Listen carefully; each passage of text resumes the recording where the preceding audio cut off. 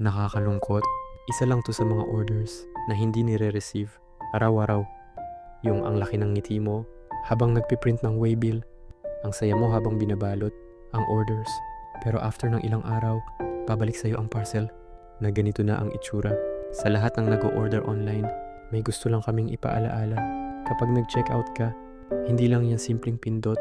May naghahanda ng item mo, may nagbabalot, may nagbabayad ng packaging, may naglalaan ng oras at puhunan. Lahat yan totoong tao ang gumagawa. Kapag hindi mo ni-receive ang order mo, hindi lang produkto ang nasasayang, oras, pagod, at puhunan ng maliit na negosyante ang nawawala.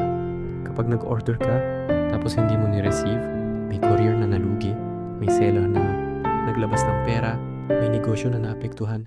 Dito sa shop na to, legit ang items, mabilis ang proseso, maayos ang packing. Ilay ko whip, wohotak, kaya malinaw.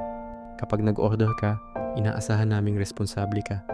Hindi namin hinahabol ang lahat, mas pinipili namin ang responsableng buyers, yung marunong rumespeto sa negosyo at sa kapwa. At kung isa ka doon, welcome ka dito. Dahil sa amin, hindi ka lang customer, katuwang ka sa pag-angat ng maliit na negosyo. Maraming salamat sa iyo, Suki.